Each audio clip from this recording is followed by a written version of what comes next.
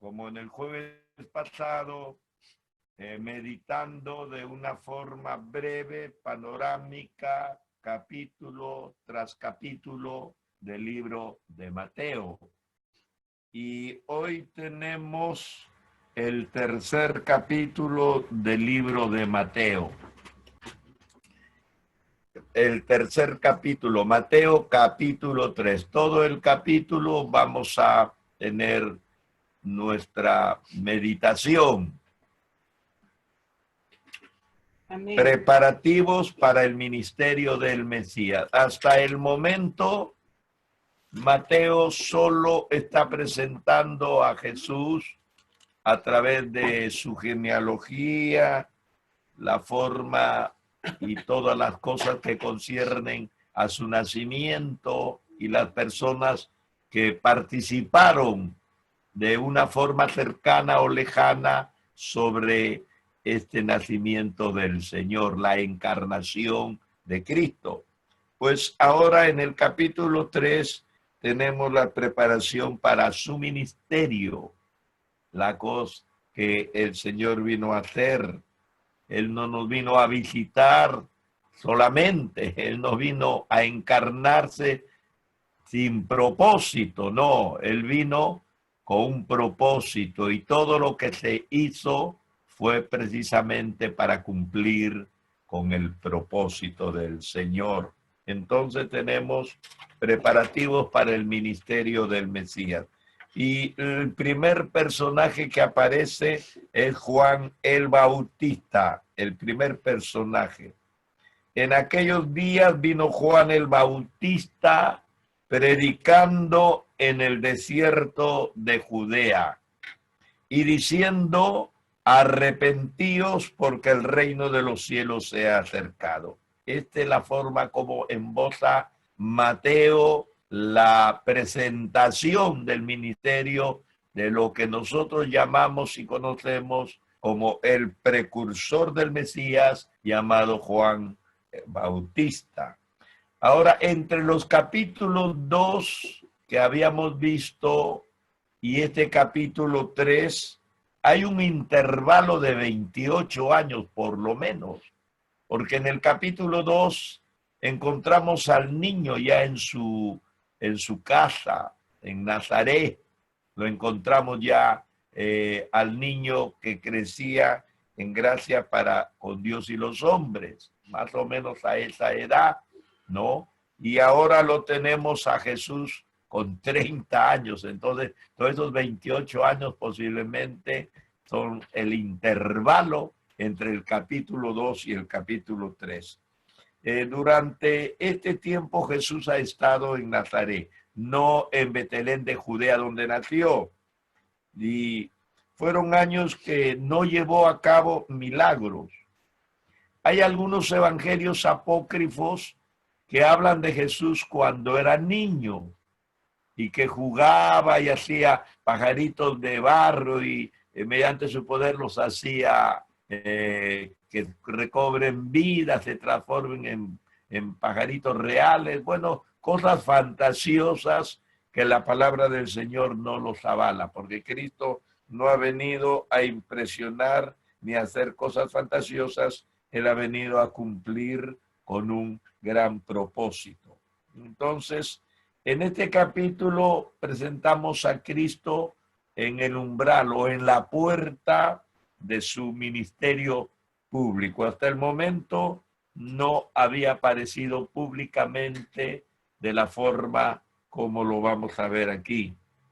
Juan el Bautista era contemporáneo con Jesús y solo se llevaban 6 meses. Y él entró en el escenario de historia para servir como precursor del rey de Israel. Así que dice la palabra de Dios que él no tanto que se haya creado en el desierto, pero él antes de venir al ministerio, él tomó el desierto de Judea como su campo, desde donde él podía hacer la obra que iba a iniciar. Así que él necesitaba presentar a Jesús y para ese motivo el mensaje que él predicó fue un llamado al arrepentimiento, un llamado al arrepentimiento. Entonces él decía, arrepentíos. Tenía que preparar el camino para el reino de los cielos. Así que el llamamiento era que se arrepientan, porque el reino de los cielos se ha acercado. Aquí en este versículo tenemos la primera aparición de la palabra reino de los cielos. El reino de los cielos es la esfera en la que se reconoce el gobierno de Dios. Cuando decimos reino de los cielos, estamos pensando en un rey, en un gobierno, en súbditos. Entonces, cuando se dice reino de los cielos, se está pensando en el gobierno de Dios para los hombres. Hay dos aspectos del reino de los cielos. En su sentido más amplio, el reino de los cielos incluye a todos los que profesan reconocer a Dios como supremo gobernante, lo reconoce. Pero en su aspecto más estricto, el reino de los cielos solo incluye a aquellas personas que verdaderamente y genuinamente están convertidos. Porque hay mucha gente que cree en el reino de los cielos. Y si usted le pregunta si cree en Dios, dice sí. Y si usted le pregunta dónde está Dios, dice en el cielo, en la tierra y en todo lugar. O sea, profesan conocer a Dios. Pero el reino de los cielos en una forma estricta solo lo componen los que genuinamente, los que verdaderamente se han convertido. Así que reuniendo todas estas referencias sobre el reino de los cielos, tenemos algunos aspectos. Esto es importante. ¿Por qué? Porque el Señor ha venido a establecer el reino de los cielos, el gobierno de Dios, y nosotros tenemos que entender qué significa. Es como que usted no sabe en qué país vive. Y si usted no sabe en qué país vive, usted no sabe qué leyes puede obedecer. Entonces es necesario que usted conozca en qué país está y cuáles son las leyes que gobiernan a ese país. Porque entre país y país hay diferentes clases de leyes que difieren en la una de la otra. Entonces eso es lo mismo. La gente ha sido sacada del reino de las tinieblas, donde hay leyes. En el reino de las tinieblas hay leyes, leyes seculares, leyes prácticas, personalistas, en fin, la gente se mueve por otro tipo de leyes, ¿no? El vivo viven del sonso, dice, ¿no? Bueno, palabras así son las que se manejan en esas leyes. Pero aquí en el reino de los cielos hay otro tipo de leyes. Entonces tenemos que conocerlo. Primero, este reino fue profetizado desde el Antiguo Testamento. O sea, no es una intromisión, sino que desde el Antiguo Testamento el profeta Daniel en el capítulo 2, que ya lo hemos estudiado, él está presentando la soberanía de Dios. Y se lo dice a Nabucodonosor, él es el soberano, él es el rey. ¿Se dan cuenta? Entonces, es un reino profetizado desde el Antiguo Testamento. También se prevé que la venida de Cristo para ejercer un dominio también universal. Está todo profetizado. Segundo, el reino fue descrito por Juan el Bautista. Jesús y los 12 discípulos como cercano o presente. Y en muchas oportunidades Jesús les hace ver a los religiosos en su ubicación que se encuentran. Cuando él pregunta cuál es el primer y más grande mandamiento, uno del pueblo de ahí, de los religiosos, le dice amar a Dios sobre todas las cosas. Entonces el Señor le dice, no está lejos del reino. Pero eso no significa que estaba dentro. Él tenía un conocimiento de Dios, tenía un conocimiento de los mandamientos, pero no estaba todavía dentro del reino de los cielos. Entonces, eso está pasando con mucha gente, inclusive que están oyendo este mensaje. Lo están asintiendo, hemos cantado y todas esas cosas, pero mientras el gobierno de Dios no esté en su vida, usted no está dentro del reino de los cielos. Así, tercero, el reino de Dios se describe en una forma interina. Entonces, después de ser rechazado por la nación de Israel, el rey volvió al cielo. Ustedes saben que a Cristo lo mataron, no tenemos que discutir. Actualmente, mientras el rey está ausente, el reino existe en el corazón de todos los que conocen su autoridad y sus principios morales.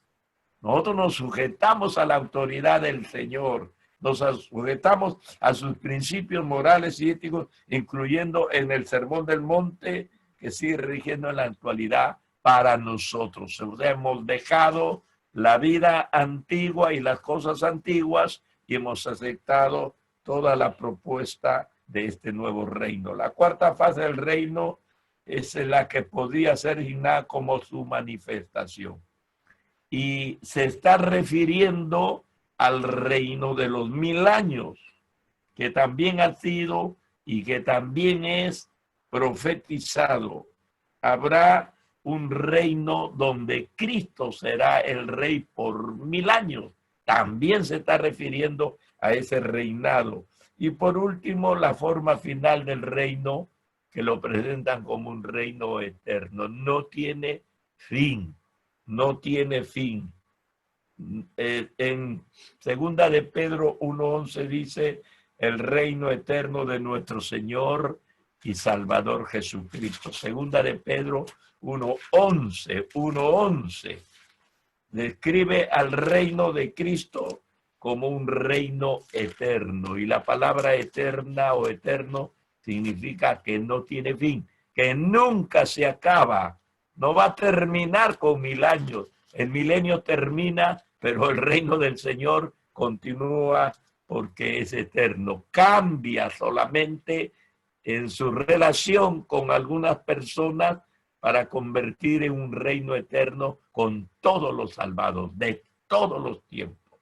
Entonces, encontramos que la propuesta de Juan fue que hemos sido sacados del reino de las tinieblas para entrar en el reino de Dios. En el reino de las tinieblas gobierna directamente, tenemos que decirlo, el diablo, Satanás.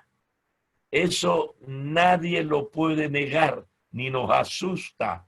En el mundo no gobierna Dios, no gobierna Cristo. Si en el mundo gobernara Dios o gobernara Cristo con sus enseñanzas del Evangelio, el mundo sería otro. Se acabaría toda la impunidad, la corrupción, la delincuencia, todos los fenómenos sociales por desviación. Se acabaría en un cerrar y abrir de ojos. Pero desgraciadamente tenemos que decirle, en el reino de las tinieblas gobierna el diablo. ¿Y cuáles son sus leyes? Usted lo sabe. Él ha venido a robar, a destruir y a matar. Y eso es lo que está haciendo. Y la gente lo ve como algo normal. Ya no se escandaliza. Nos hemos acostumbrado al terror de tal manera que ya no se escandaliza. La gente puede convivir con el terror y puede convivir bien. El reino de los cielos tiene relación con la iglesia. La última cuestión es considerar que el reino no es lo mismo que la iglesia. Y tenemos que entender esto. El reino empezó cuando Cristo emprendió su ministerio público. La iglesia comenzó en el día de Pentecostés. O sea, cuando Jesús comenzó su ministerio, anunció que acercado está entre vosotros el reino de los cielos. Pero el reino de la iglesia comenzó en Hechos 2, en Pentecostés. El reino continuará en la tierra hasta que la tierra sea destruida. Sin embargo, la iglesia continúa en la tierra solo hasta el arrebatamiento. O sea, la iglesia es arrebatada y eso no quiere decir que Dios ya no tiene implicancia o no tiene injerencia o no tiene dominio. No, no, el reino continúa. En la gran tribulación, al fin y al cabo, el que pone fin a todo es el regreso de Cristo. Así que la iglesia volverá con Cristo en su segunda venida para reinar con él como la esposa, según el capítulo 19 del libro de Apocalipsis. Entonces, esa es la relación, que el reino de los cielos es eterno y ha comenzado primero, y la iglesia no es eterna en el sentido de que esté aquí en la tierra, sino que hoy día la iglesia está vigente, pero la iglesia será arrebatada y el reino continuará hasta el fin de los tiempos. Entonces, Juan el Bautista, dice el versículo 3, Mateo 3:3, este es aquel de quien habló el profeta Isaías cuando dijo, voz del que clama en el desierto, preparad el camino del Señor, enderezar sus sendas. El ministerio preparatorio de Juan había sido profetizado por Isaías a lo largo de 700 años antes de este tiempo. Todas las profecías del Antiguo Testamento tienen cientos de años anteriormente que sucedan y su fiel cumplimiento nos asombra. Por eso que entendemos que la Biblia es un libro muy singular que no tiene comparación. Juan era la voz, era la voz. Dios comenzó a hablar, así como en la antigüedad habló a través de los profetas, pues en la era cristiana el Señor comenzó a hablar a través de Juan. Juan era la voz. La nación de Israel, hablando espiritualmente, era el desierto seco y estéril. Voz que clama en el desierto.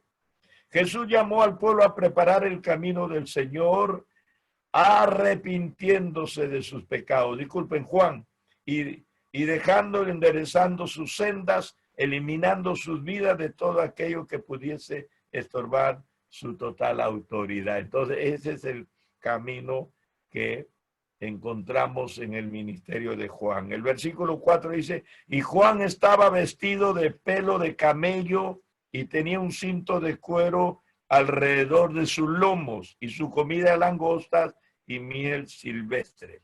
Curioso el atavío de Juan el Bautista, nada de lujo, nada de moda, nada de cosas el mundo usaba, no, nada de eso. Llevaba un cinto de cuero. El ministerio, el atavío que llevaba Juan el Bautista hacía recordar a las mismas características del ministerio y del atavío de Elías de la antigüedad. Era como que Elías había resucitado y Jesús lo dijo, vendrá Elías. Y dijeron, ¿va a venir? Sí. Y este es el ministerio de Juan. El Señor lo identificó. Dice que su alimento, por supuesto, no era lo único que comía, pero mayormente, así como nuestros alimentos en la costa tiene un ingrediente mayor que el de la selva y el de la sierra, pues también así era. Eran langostas comestibles, no la langosta que nosotros conocemos posiblemente, y miel silvestre.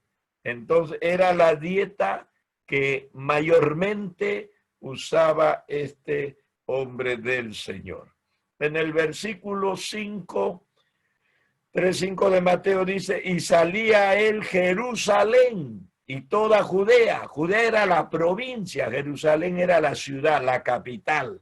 Toda la provincia alrededor del Jordán salía confesando sus pecados y eran bautizados por Juan en el Jordán. ¡Qué tremendo! La gente escuchó la voz, la gente atendió la voz y la gente acudió a la voz del profeta. Dice, toda Jerusalén y Judea, de la región de Transjordania, todos salieron a escuchar y a tener darle una respuesta al llamado de Juan. Sin embargo, algunos de sus oyentes respondían a su mensaje y eran bautizados por él en el Jordán, con los que venían a decir que estaban listos para dar toda su lealtad y obediencia al Rey venidero. El bautismo hoy en día, siendo un sacramento, es lo mismo. Es un sacramento de transferencia donde la persona no viene para que lo bauticen y le perdonen los pecados. No, no. El bautismo es para los convertidos y es una señal de que las personas verdaderamente están aceptando todos los requerimientos, están aceptando todas las demandas, están aceptando toda la autoridad del rey. Eso significaba en el tiempo de Juan el Bautista. Sin embargo, el versículo 7 dice, y al ver que muchos de los fariseos, no dice del pueblo mayormente, de la gente del vulgo, como se le conocía, la gente popular, sino los fariseos y los saduceos venían a su bautismo y él les decía, generación de víboras, ¿quién os enseñó a huir de la ira venida? ¿Por qué este mensaje tan duro? ¿Ah? ¿Por qué? Porque los fariseos escucharon y acudieron, pero no se arrepintieron.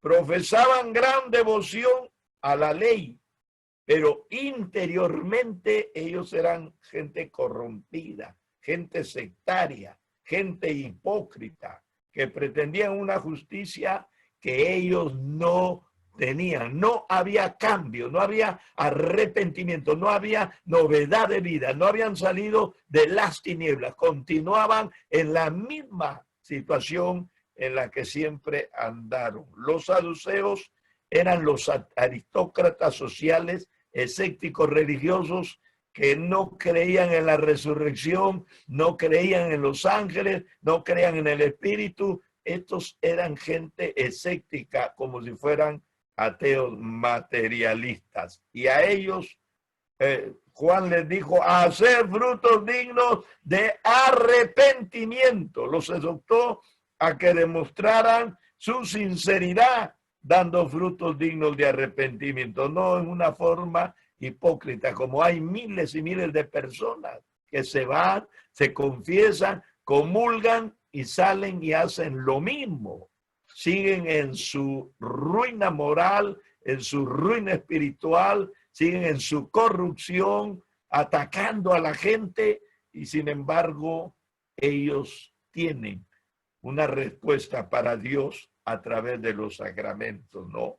Así fue que los saduceos y los fariseos venían aceptando el mensaje, pero no se arrepentían. Y la gente acepta la religión, acepta a Cristo, hasta lo cargan, lo adoran, lloran, pero no aceptan su palabra. Ellos lo reciben como un muñeco más de los muchos muñecos que puedan tener en su casa, pero no lo aceptan como el rey. Y Cristo no solamente es nuestro Salvador, sino Él es nuestro Rey soberano, Señor que reina sobre su pueblo.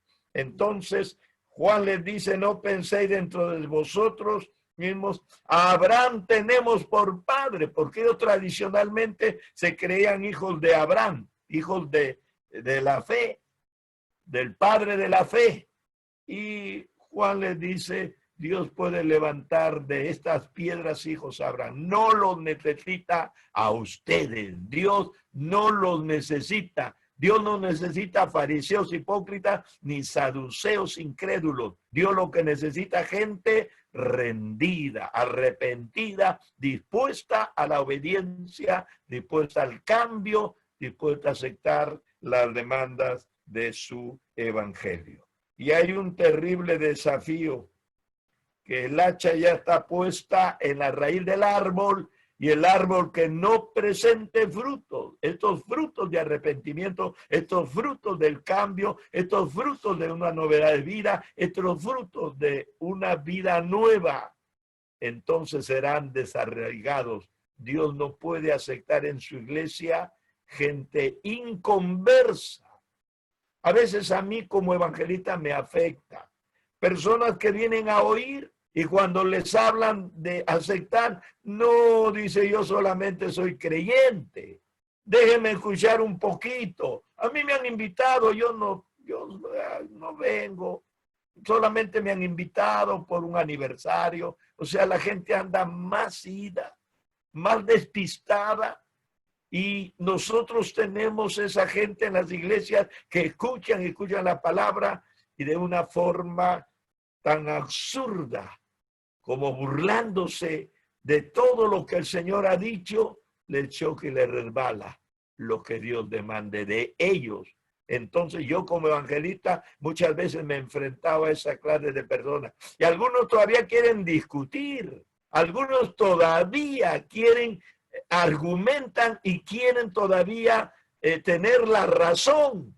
El predicador no tiene la razón. El pastor no tiene la razón. No vayan a pensar, Salazar es dueño de la razón. No, señores, la razón es dueña de Salazar. Así que si yo me vuelvo irrazonable, me salgo de la razón. No puedo manejarla. La razón me maneja a mí. Nosotros no manejamos la palabra nos maneja a nosotros, porque nosotros no vamos a hacer lo que nos viene en gana, ni nuestras ideas particulares, lo que se llama postulados intelectualmente, no. Nosotros tenemos que predicar y enseñar, aunque no nos agrade lo que Dios quiere, lo que Dios demanda, lo que Dios pide. Eso es lo que sucedió con esta gente.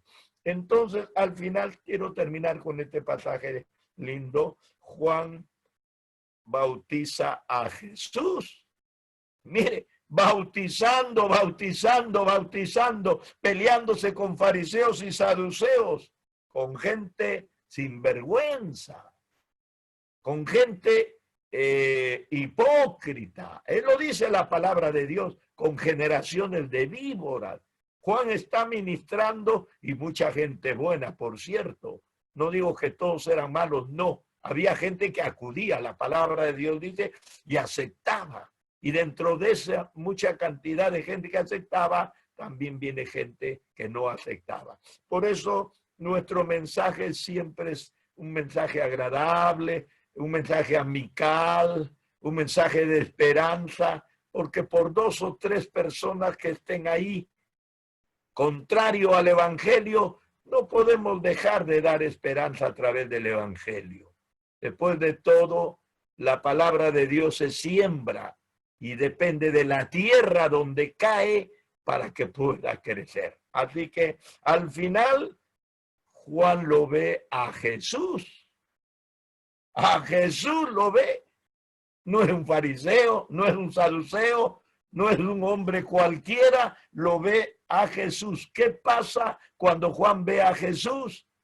Juan se opone a bautizar a Jesús. Le dice, no, tú debes bautizarme a mí, porque Juan está predicando un mensaje de arrepentimiento. Y Juan, sabiendo que su primo, porque Jesús venía a ser un familiar de Juan, Juan sabe que su primo es el Mesías. ¿Y cómo lo sabe? Él lo ha conocido y nunca lo ha declarado. ¿Saben cómo lo sabe? Porque él dice, yo no le conocía como el Mesías, pero el que me mandó a bautizar me dijo, sobre quien vea descender el Espíritu Santo en forma de paloma, Ese es el que bautiza con el Espíritu Santo y fuego. Entonces, cuando Juan vio la señal, la presencia de la tercera persona de la Trinidad, una evidencia que no podía dejar de considerar. Entonces, él le dijo, no, yo no puedo bautizarte, bautízame tú a mí. Pero Jesús le dijo, no, no, no, el asunto no es que haga yo lo que quiera, ni tú lo que quieras, aquí se hace lo que el Padre ha dado. Cumplamos toda justicia, porque vamos a estar bajo la autoridad. Y Jesús estaba pensando en la crucifixión, donde iba a morir como malhechor, pero en la justicia de Dios era necesaria, porque tenía que ajusticiarse al pecado. Y en ese momento Cristo tomó nuestros pecados y sufrió como malhechor para darnos completa libertad. Y lo maravilloso para terminar este pasaje, que cuando Juan se estaba bautizando, o cuando Juan estaba bautizando a Jesús, se oyó una voz del cielo que decía, este es mi Hijo amado, en quien tengo mis complacencias. Esa palabra complacencia es una palabra que el Señor siente como algo agradable. Alguien dijo, es como la complacencia que tiene un niño cuando ve un caramelo, cuando ve una torta, cuando ve algo de dulce. Al niño se le mueven las entrañas de delicia. Pues cuando el Padre vio a Jesús en el río Jordán humillándose, había comenzado su ministerio público, ya estaba dándose a conocer, entonces sintió esa misma complacencia, ese mismo deleite. Y el Padre lo ha dicho en varias oportunidades, lo dijo en la transfiguración del monte, cuando aparece con Elías y Moisés. Entonces, esa fue una evidencia total de que Jesús verdaderamente era el Mesías. Y se bautizó con el bautismo de arrepentimiento sin tener pecado personal, pero aunando en una forma empática con el mundo entero, que sí somos pecadores y que sí necesitamos arrepentirnos. Si el Hijo de Dios lo aceptó, yo no sé en cuál es la presunción del hombre pecador para decir yo no lo necesito. Si Jesús lo aceptó para cumplir toda justicia de Dios, hay gente orgullosa que no quiere hacerlo, que no quiere aceptarlo. Así que vemos a la Trinidad bendita, el Padre hablando desde el cielo de una forma al unísono, el Espíritu Santo descendiendo sobre Jesús y Jesús en el agua. La Trinidad en la misma hora, en el mismo lugar y en el mismo evento. Dios nos bendiga. Entonces, el capítulo 3 de Mateo tiene que ver con la predicación de Juan el Bautista y con el bautismo de Jesús. ¿Vamos aprendiendo la Biblia? Sí. ¿Vamos conociendo la palabra de Dios? Sí. ¿Estamos preparándonos para qué? ¿Solo para hinchar nuestra cabeza de conocimiento? No. Estamos preparándonos como instrumentos del Señor. No bautizamos niños. No bautizamos gente que no se haya arrepentido, entiéndalo. No bautizamos niños, no bautizamos gente sin arrepentimiento. Las dos grandes condiciones es que se crea en Cristo y se desee verdaderamente entrar en el reino de la luz para servirle a Él. Dios nos bendiga. Vamos a hacer una oración. Hay quebrantamiento en muchas personas, nos están pidiendo oraciones. Anoche en el programa nuestro estábamos orando por algunas personas, la familia del hermano de Lila, Wilmer, sus suegros, familiares por ahí. Tenemos a uno de sus hermanos de Lila también, bueno, no uno, sino varios. Y no están ellos enfermos con los estragos, no.